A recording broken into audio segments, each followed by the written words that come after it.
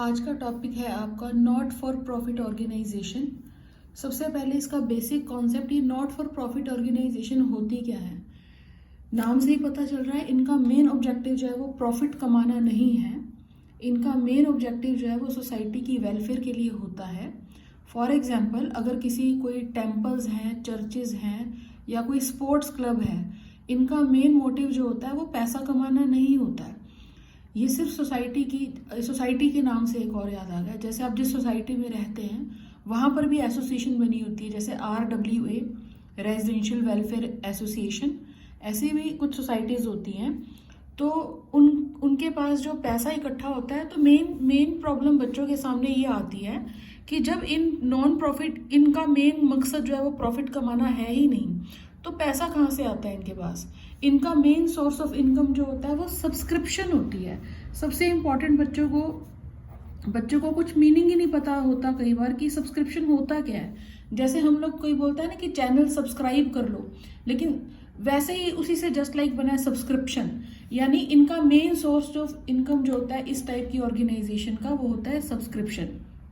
Topic है क्या, आप सबसे पहले अपने आप को खुद से ही एक नॉन प्रॉफिट ऑर्गेनाइजेशन समझो। नॉन प्रॉफिट ऑर्गेनाइजेशन में जो भी कैशियर होगा, फॉर एग्जाम्पल, वो सबसे पहले इसके अंदर एक अकाउंट बनाता है जिसका नाम होता है रिसीप्ट एंड पेमेंट अकाउंट। यानी ये वाली साइड इसकी रिसीप्ट है और ये वाली साइड जो है वो पेमेंट है। रिसीप्ट एंड पेमेंट अकाउंट ये कैश बुक की एक समरी की तरह होता है। यानी रूल इसके ऊपर वही अप्लाई होते हैं जो कैश बुक के ऊपर होते हैं। Debit what comes in, credit what goes out. Cashier जो भी होगा, वो जो भी कैश आ रहा है, whether it is related to the next year और coming 10 years, last 10 years, last 1 year, कोई भी पैसा जो उसको पिछले 10 साल का मिला है, आज मिल गया, अरियर में था पहले, अगले 10 साल का मिल गया, अगले 15 साल का मिल गया, अगले 20 साल का मिल गया, कोई भी पैसा जो उसको मिल रहा है वो लिखता जा रहा है यहाँ पर रिसीप्ट साइड में। कोई भी अमाउंट जिसको जो उसे पे करना पड़ रहा है वो पेमेंट साइड में लिखता रहेगा। सबसे इंपॉर्टेंट चीज क्या होती है, इसके यहाँ जो बैलेंस BD आता है वो ओपनिंग कैश को इंडिकेट करता है, और जो यहाँ आता है बाय बैलेंस CD वो क्लोजिंग कैश को इंडिकेट करता है। क्या बच्चों को इसमें समझने वाली बात है, अगर आपने 11th में trading and profit and loss account पढ़ा है, उसे बनाने के लिए, फॉर द फाइनल अकाउंट, उसे बनाने के लिए आपको ट्रायल बैलेंस की जरूरत होती थी। अब जो हम यहाँ फाइनल अकाउंट बना रहे हैं, ये फाइनल अकाउंट एक नॉन प्रॉफिट ऑर्गेनाइजेशन का है।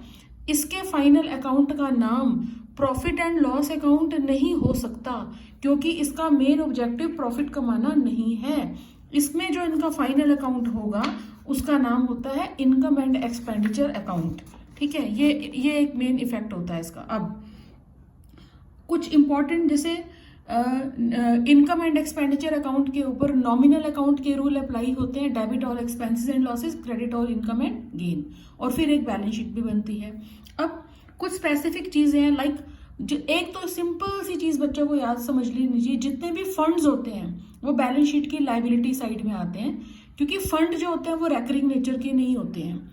ठीक, अगर आपने कोई स्पेसिफिक फंड बना रखा है, for example match fund, prize fund, tournament fund, तो उनसे रिलेटेड अगर कोई भी खर्चा होगा तो आप उसी फंड में से पूरा करेंगे।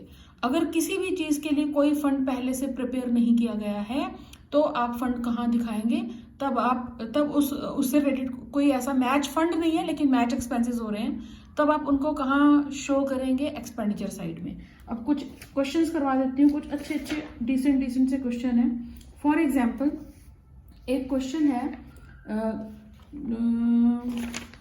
एक टॉपिक इसके अंदर और होता है एंट्रेंस फीस। जैसे एक एंट्रेंस फीस का टॉपिक देखते हैं।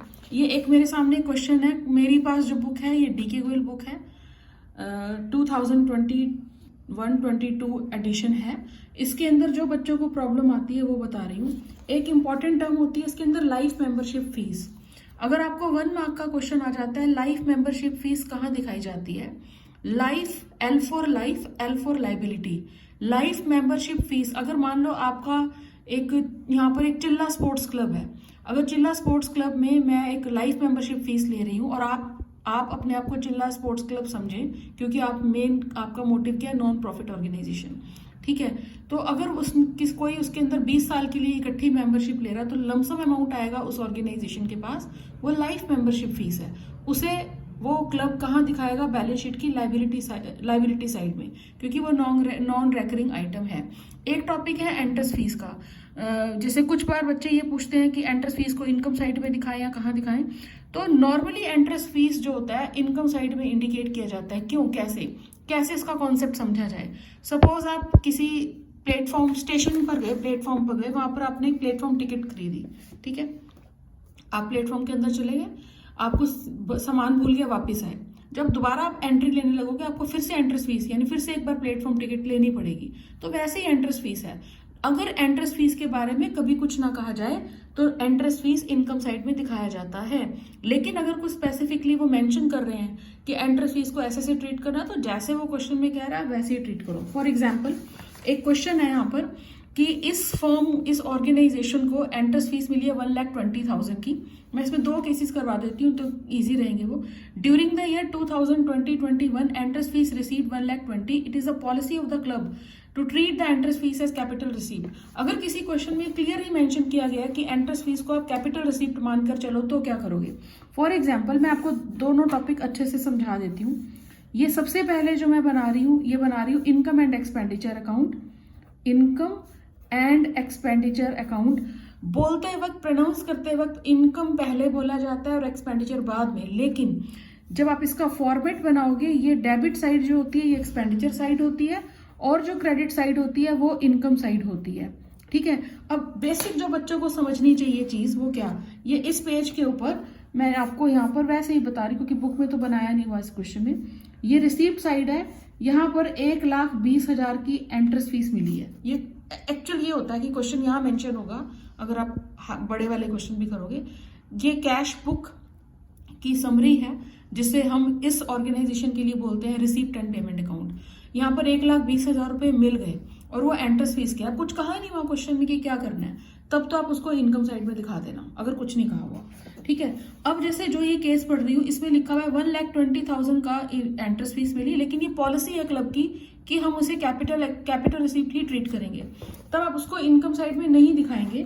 तब आप एक यहाँ पर बैलेंस शीट बनाएंगे इस करंट ईयर की, ये बैलेंस शीट, यहाँ पर लाइबिलिटी साइड में आप इंडिकेट कर देंगे एंट्रेंस फीस और अमाउंट यहाँ पर आ रहा है 1,20,000। एक केस ये हो गया। अगर हम एक और जो इसका केस है उसमें मेंशन किया हुआ है कि एंट्रेंस फीस 1,20,000 मिली, according to the policy of the club 30% of entrance fees is to be capitalized. अब कैसे करेंगे, ये आपका इनकम एंड एक्सपेंडिचर अकाउंट का फॉर्मेट है।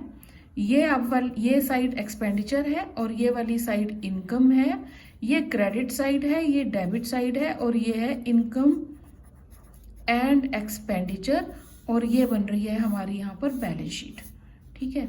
ये बैलेंस शीट आप अपना बुक में प्रॉपर लिखेंगे, मुझे थोड़ा जल्दी बनाना पड़ता है इसलिए मैं ऐसे लिख रही हूँ। ये आपकी एसेट साइड हो गई और ये आपकी लाइबिलिटी साइड। अब क्वेश्चन में कह रहा है 1,20,000 मिले हैं और ये पॉलिसी है कि 30% जो है उसे हमने कैपिटलाइज्ड कर देना है। सपोज अगर किसी बच्चे को ये बात का मतलब समझ नहीं आ रहा कि कैपिटलाइज्ड क्या होता है, तो कैपिटल नेचर का है, अगर फिर भी एक शॉर्ट टर्म से याद करना है, C for capital balance sheet की लाइबिलिटी साइड में आती है। 1,20,000 का 30% कैपिटलाइज्ड करना है, तो 1 लाख इसका 30% हो रहा है 36,000। तो 36,000 तो आप बैलेंस शीट की लाइबिलिटी साइड में दिखाएंगे और यहाँ नाम क्या लिख देंगे, एंट्रेंस फीस। और जो बाकी बचा है वो 70% है, या आप 1,20,000 में से 36 माइनस कर देना, वो आपके पास आएगा 84,000, वो इनकम साइड में दिखा देना। एंट्रेंस फीस 84,000 कैसे आया, 1,20,000 में से 36,000 माइनस करने के बाद। एक तो ये टॉपिक हो गया आपका एंट्रेंस फीस का। अब बात करते हैं, एक टॉपिक है मैच फंड। एक टॉपिक दिया होता है मैच फंड, तो मैच फंड से रिलेटेड जितने भी खर्चे हैं वो मैच फंड में उसमें से ही ट्रांसफर किए माइनस किए जाने चाहिए। एक और जैसे एक क्वेश्चन है, ये बहुत अच्छा इजी है, बहुत इजी है। ये कुछ इंपॉर्टेंट क्वेश्चन करवा रही हूँ जो आपके नॉर्मली किसी बोर्ड में आए हुए। How will the following information of royal sports club be presented in the financial statement of club 31 March 2018 and 31 मार्च 2019। यहाँ पर ये लिखा हुआ है financial statement of the club for the year 31 March 2018 and 2019। हमारा जो करंट ईयर है वो 2019 है। मुझे कैसे पता चला? जब उसने 2 ईयर्स दिए हुए हैं तो जो पहले वाला होगा वो लास्ट ईयर होगा, जो अब दिया होगा वो करंट ईयर होगा। पर्टिकुलर्स मेंशन है। टूर्नामेंट फंड ऑन 1 अप्रैल, 1 अप्रैल को टूर्नामेंट फंड 5 लाख था। Tournament expenditure during the year 8 lakh. Donation मिली है हमें 1,20,000 की। और sale of tournament tickets during the year 1,50,000। अब क्वेश्चन करना कैसे है वो देखो, आराम से पूरा कॉन्सेप्ट सीखना। ये नहीं कि सिर्फ काम चलाओ काम नहीं, कॉन्सेप्ट सीखना है। अगर आप टॉपिक को समझना चाहें तो उसका असली तरीका तो ये है कि आपको सबसे पहले लास्ट ईयर की एक बैलेंस शीट बनानी चाहिए। बीच में बनता है इनकम एंड एक्सपेंडिचर अकाउंट, ठीक है, और लास्ट में बनती है करंट ईयर की बैलेंस शीट। ठीक, अब जैसे ये हमारा है 2018 और ये बना रही हूं मैं बैलेंस शीट। ये लायबिलिटी साइड, ये एसेट साइड। ये आपका है इनकम एंड एक्सपेंडिचर अकाउंट 2019 का, करंट ईयर का, और ये आपकी बैलेंस शीट है 2019 की। ये आपकी लायबिलिटी साइड और ये आपकी एसेट साइड। ठीक है, अब यहाँ पर क्वेश्चन में क्या सीखना है बच्चों ने, यहाँ पर मेंशन किया गया tournament fund on 1 April 2018 5 lakh rupees का, यानी वो टूर्नामेंट फंड पिछले साल से था। तो हमने यहाँ लिख दिया टूर्नामेंट फंड और अमाउंट इसका है यहाँ पर 5 लाख। ठीक है, अब मुझे समझाना क्या था। जो लास्ट ईयर में टूर्नामेंट फंड है, देखो आप, मैंने उसे इस कॉलम में लिखा है। ये इसे हम कहते हैं बुक वैल्यू, यानी ये बैलेंस शीट, ये फाइनल अमाउंट, यानी इस साल में जो भी प्लस माइनस हुआ वो सब कुछ होने के बाद यहाँ 5 लाख। अब क्या करना है, जो फंड पहले था वो अभी भी चल रहा होगा। अब मैं क्या कर रही हूँ, यानी ये गुल्लक है, एक टाइप की एक गुल्लक है जिसके अंदर 5 लाख रुपए हैं। तो गुल्लक अभी तोड़ी नहीं है हमने, वहीं पे खड़ी है, हमारे पास बैठी हुई है बेचारी वो। तो यहाँ पर टूर्नामेंट फंड है 5 लाख। आपको देखना ये चाहिए कि यहाँ पर ये 5 लाख इस साइड में है, बैलेंस शीट के फाइनल कॉलम में। यहाँ जब मैं करंट ईयर की बैलेंस शीट में लिख रही हूँ ये 5 लाख यहाँ। अब बच्चों को कुछ प्रॉब्लम ये आ सकती है कि आपको कैसे पता चल रहा है ये 5 लाख यहाँ आएगा, यहाँ कहीं और नहीं आएगा। तो फंड जितने भी होते हैं वो बैलेंस शीट की लायबिलिटी साइड में ही आते हैं। मैंने 5 लाख अंदर की साइड लिख दिया। फिर यहाँ नीचे ही क्वेश्चन में कह रहा है कि एक्सपेंडिचर हो गए 8 लाख रुपीज, ये बाद में ट्रीट करना। डोनेशन मिली है किसी ने और इसी टूर्नामेंट फंड के लिए डोनेशन दे दी 1,20,000 की, वो प्लस आप हेडिंग लिखना डोनेशन, अमाउंट ऐड करना 1,20,000। तो टोटल ये टूर्नामेंट फंड कितना हो गया 6,20,000 का।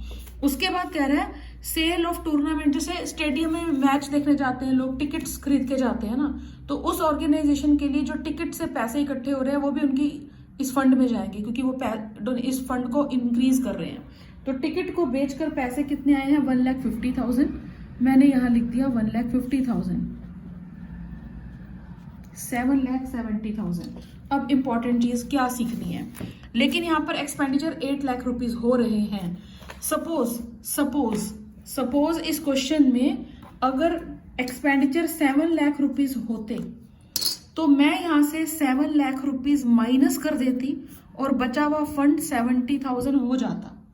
ठीक है, अगर सपोज खर्चा 7,70,000 का होता तो फंड खत्म हो जाता। अब इस क्वेश्चन में कह रहा है कि जो खर्चा हो रहा है वो 8 लाख रुपए का हो रहा है। तो 8 लाख रुपए तो है ही नहीं इस गुल्लक के अंदर, इसमें तो 7,70,000 है। कोई बात नहीं, आपकी रिक्वायरमेंट 8 लाख की है, 8 लाख में से 7,70,000 आप यहां से उठा लेना। तो अब ये फंड क्या हो गया, खत्म हो गया। 30,000 जो भी और चाहिए वो कहां से लेकर आए, अब हम उसे यहां एक्सपेंडिचर साइड से चार्ज करेंगे टू टूर्नामेंट एक्सपेंडिचर, और अमाउंट फंड मत लिख देना यहाँ पर, टूर्नामेंट एक्सपेंडिचर, और एक्सपेंडिचर कितना आ रहा है 30,000। यानी ये फंड सफिशिएंट नहीं था, तो जो एक्स्ट्रा रिक्वायरमेंट आपकी 30,000 की हो रही है वो आप वहां से ले लेना। उसके बाद एक छोटा सा क्वेश्चन और करवा देते हैं, अच्छा सा क्वेश्चन है। एक ये 7th क्वेश्चन है, ये बहुत ही मतलब कॉन्सेप्ट वाला क्वेश्चन है, जिसने ये वाला क्वेश्चन समझ लिया उसको बहुत सारे पॉइंट्स क्लियर हो जाएंगे। अब क्वेश्चन में कह रहा है present the following information in the financial statement of Mohan बगान स्पोर्ट्स क्लब। कोई स्पोर्ट्स क्लब है। और इम्पॉर्टेंट बात नोट करने वाली इसमें जो है वो इसके अंदर है एक जर्नल फंड। जर्नल फंड ये क्वेश्चन आप जरूर समझे अच्छे से, बहुत बहुत बहुत डिसेंट क्वेश्चन है। जर्नल फंड दिया हुआ है, जर्नल फंड इन्वेस्टमेंट है और 10% का मतलब है जहां पर आपने ये इन्वेस्टमेंट किया है वहां पर आपको 10% का इंटरेस्ट मिलेगा। Interest on journal fund investment 2 lakh. Legacy, legacy क्या होता है? विल होती है। जैसे कोई अपना मरने से पहले विल लिखकर चला गया, अब लेगेसी में भी प्रॉब्लम है। जैसे जो मेरे पास अभी ये बुक है इसमें लेगेसी इनकम साइड में इंडिकेट है, लेकिन अगर आप लेगेसी को इनकम साइड में इंडिकेट करो तो आपको एक नोट लिखना चाहिए। लेकिन नॉर्मली लेगेसी जो होता है वो लाइबिलिटी साइड में आता है, क्योंकि विल कोई बार बार नहीं लिखता, मरने से पहले एक बार लिखेगा तो बार बार तो मरने वाला नहीं है, तो विल नॉर्मली एक बार होती है, इसलिए उसको लाइबिलिटी साइड में होना चाहिए। Sports fund 8% sports fund investment, interest on investment, donation. अब देखना इस क्वेश्चन में क्या इंपॉर्टेंट चीज है समझने वाली। इस क्वेश्चन में उन्होंने हमें एक तो हमें इनकम एंड एक्सपेंडिचर अकाउंट बनाना है और करंट ईयर की बैलेंस शीट बनानी है। तो थोड़ा जल्दी जल्दी देखते हैं। यहाँ मैं बना रही हूँ बैलेंस शीट, ये बैलेंस शीट का फॉर्मेट और ये है आपका इनकम एंड एक्सपेंडिचर का फॉर्मेट।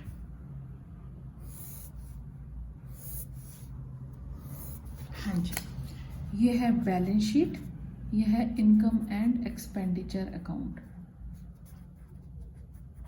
ये एक्सपेंडिचर, ये इनकम, ये लाइबिलिटी साइड और ये एसेट साइड। हाँ जी, अब इंपॉर्टेंट चीजें क्या है देखने के लिए। सबसे पहले लिखा है general fund. Journal fund last year की बैलेंस शीट में फाइनल अमाउंट में आया होगा। फंड है तो बैलेंस शीट की लायबिलिटी साइड में आना चाहिए। जर्नल फंड, जर्नल फंड इस क्वेश्चन में आपके पास है 30 लाख रुपीस का। देखना मैं क्वेश्चन में 30 लाख कहाँ लिख रही हूँ, यहाँ। फिर लिखा हुआ है general fund investment 30 lakh, general fund investment 30 lakh. Clear? Important, 10% fund interest मिल रहा है हमें। 30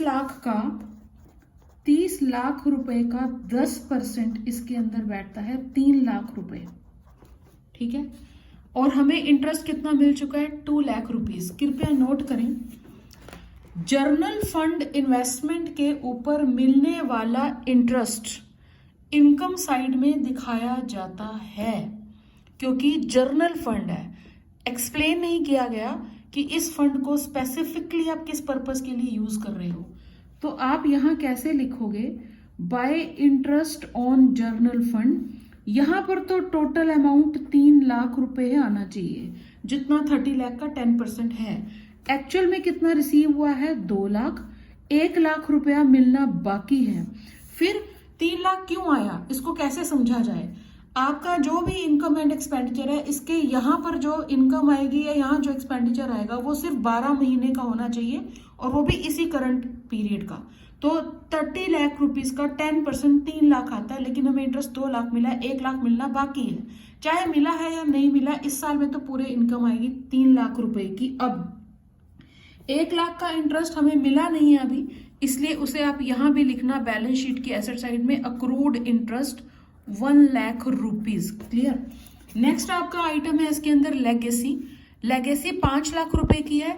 या तो आप इसे यहाँ इनकम साइड में दिखा सकते हो या बैलेंस शीट की लायबिलिटी में दिखा सकते हो, तो जो आपको ठीक लगे। नॉर्मली मैं अगर करूं तो मैं लेगेसी यहाँ दिखाऊंगी। उसके बाद स्पोर्ट्स फंड आपके पास है 12 लाख का, और स्पोर्ट्स फंड इन्वेस्टमेंट है 10 लाख रुपए की। अब यहां मैंने लिखा स्पोर्ट्स फंड 12 लाख रुपए का फंड। अब बच्चों को ना यही क्वेश्चन देखना चाहिए था कि जर्नल फंड का तो अमाउंट मैंने सीधा यहाँ डाल दिया, क्योंकि जर्नल फंड में कोई चेंज नहीं हुआ इस क्वेश्चन के अंदर। स्पोर्ट्स फंड का अमाउंट मैंने यहाँ डाल दिया 12 लाख रुपए, और इन्वेस्टमेंट थी sports fund investment. Sports fund investment 10 lakh रुपए की। जो आपको इंटरेस्ट मिलता है वो इन्वेस्टमेंट के ऊपर मिलता है, फंड के ऊपर नहीं। यहाँ पर लिखा है 8%, तो 10 लाख का 8% इंटरेस्ट जो होता है वो 80,000 है, ठीक है। और इंटरेस्ट अभी तक मिला कितना है? 60,000। तो 80,000 इंटरेस्ट होना चाहिए, लेकिन मिला कितना है? 60,000। तो 20,000 आउटस्टैंडिंग है, यानी अक्रूड इंटरेस्ट इस वाले टॉपिक में 20,000। ये 20,000 की कहानी जो पहले हमने इंटरेस्ट समझाया सेम है, तो डिफरेंट क्या चीज है, जो स्पोर्ट्स फंड की इन्वेस्टमेंट है उसके ऊपर मिलने वाला इंटरेस्ट इसी गुल्लक में जाएगा, पूरा का पूरा 80,000। 80 आया कैसे, 60 पहले मिल चुका है, 20,000 आउटस्टैंडिंग है, तो टोटल कितना आएगा यहाँ पर 80,000। तो स्पोर्ट्स फंड आपका टोटल कितना अभी तक कितना हो रहा है, 12,80,000। जर्नल फंड में और स्पेसिफिक फंड में डिफरेंस यही है कि जर्नल फंड की अगर आपने कहीं इन्वेस्टमेंट की है उसके ऊपर अगर आपको इंटरेस्ट मिलता है वो इनकम साइड में आता है, लेकिन अगर आपने कोई स्पेसिफिक फंड बनाया है और इन्वेस्टमेंट भी की है उसी स्पेसिफिक फंड के कारण, तो आप उसके ऊपर मिलने वाला इंटरेस्ट इनकम साइड में नहीं आएगा, इसी गुल्लक इसी फंड में ऐड हो जाएगा। टोटल इंटरेस्ट यहाँ ऐड होगा, अगर कोई इंटरेस्ट आउटस्टैंडिंग या अक्रूड रह गया है उसको एसेट साइड में भी दिखा देना। ठीक, उसके बाद डोनेशन फॉर स्पोर्ट्स फंड, किसी ने और डोनेशन दे दी इसके अंदर 2 लाख रुपए की, ये हम ऐड कर देंगे। और स्पोर्ट्स, फिर उसके बाद खाली डोनेशन है 1,40,000, तो ये जो खाली डोनेशन है ये स्पोर्ट्स फंड की डोनेशन नहीं है, तो डोनेशन हम इनकम साइड में लिख देंगे, डोनेशन 1,40,000। हाँ, अगर डोनेशन के बारे में कुछ नहीं लिखा हुआ तो उसे रेकरिंग नेचर का मानना, तो बाय दान पात्र लगे होते हैं ना दुकान में या कहीं, तो जो भी लोग आते हैं उसके अंदर बार बार अमाउंट डालते रहते हैं, तो वो डोनेशन रेकरिंग कंसिडर की जाती है। स्पोर्ट्स प्राइज बांट दिया आपने 2,50,000 के, तो आपके पास अभी तक यहाँ पर टोटल स्पोर्ट्स फंड जो था 14,80,000 था, इसमें से स्पोर्ट्स प्राइज अवार्ड डिस्ट्रीब्यूट कर दिया आपने 2,50,000 के, वो माइनस हो जाएंगे। ठीक है, और फिर एक्सपेंसेस ऑन स्पोर्ट्स, और भी कुछ स्पोर्ट्स का खर्चा हुआ 70,000 रुपए का, वो भी आप यहाँ से माइनस कर देना, और वो माइनस करने के बाद जो आपका फाइनल अमाउंट आ रहा है वो आ रहा है 11,60,000, वो यहाँ आ जाएगा। इसका मतलब स्पोर्ट्स फंड में इतना पैसा बचा हुआ है। ठीक, all the best, work hard.